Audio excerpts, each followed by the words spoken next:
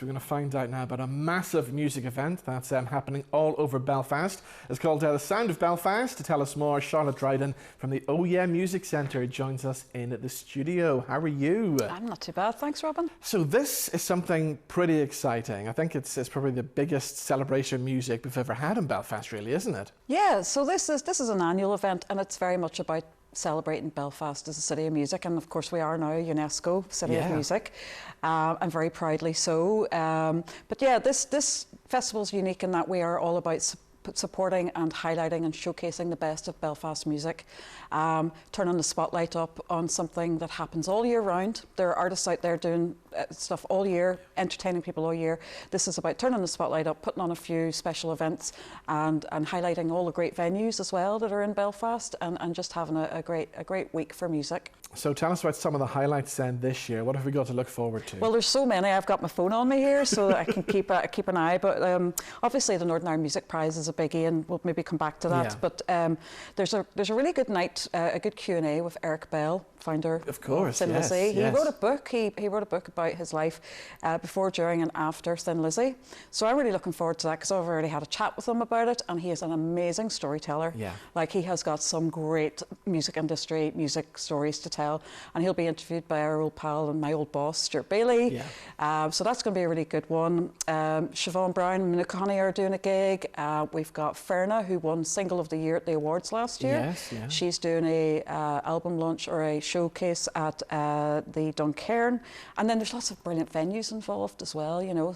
So there's panels and workshops and podcasts. So it's very much about a little bit of everything regarding music, and then a little bit of support and discussion around music and how we can make this a better city for artists.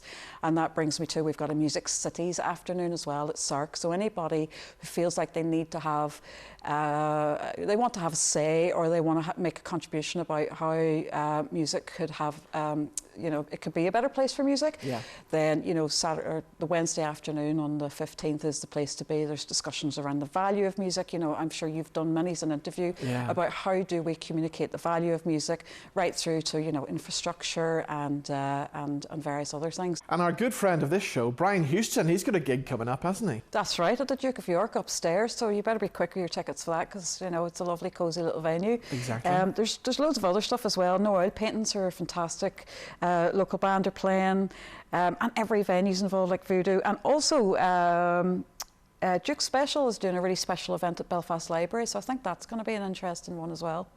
Tell us about the Northern Ireland Music Prize, because that's something massive every year, isn't it? Yeah, that's really exciting. So that takes place every year at the Ulster Hall, and this year's no different. And it's really a celebration of the last year of music, and there's something like 5-6 awards. And, you know, it started out years ago.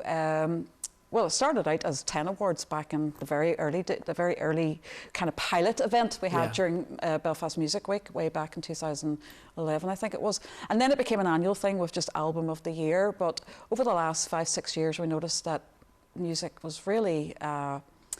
there's just so much good stuff out there. Like, why do we stop at Artist of the Album of the Year? So anyway, we've got... when you put the list up, you just realised how many great albums have been in the last year. Well, this is it. And, you know, and sometimes people go, well, you know, where's the category for this and where's the category for that? And go, wait, don't have all the time in the world. Exactly. So we have 5 pretty decent awards, you know, for album and single and video, live act. Live is so important here. Yeah.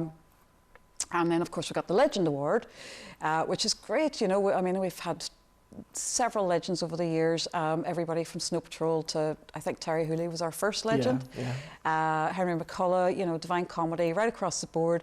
And we've been dying to get Paul Brady for a long time, so we're really delighted that Paul Brady is this year's legend. Fabulous. And he's a legend, and of course he brought out his book last year, which is fantastic read, you know, about his life and music. So that's going to be a really excellent and lovely kind of night on the 15th of November, and performances from just a snapshot of some of the shortlisted artists as well. Brilliant. So if people want tickets for that, can they come along and take part on the night then? Yeah. Very limited number of tickets, because there's so many people to invite that are involved in music. It's a big night out for the music scene, but we do set aside tickets for the public and for people that are fans of the band. So there are a few tickets left, and you can get them from the Waterfront Hall website, I believe. Brilliant. So there's so much to look forward to. If people want to check out the full programme, where do they go to for that? Yep, for Sound of Belfast, which includes the Northern Ireland Music Prize, you can go to soundofbelfast.com. Really simple, soundofbelfast.com. If you want to see what's out there in terms of music, nimusicprize.com, because it's a huge database of music. Start there if you want to buy some music.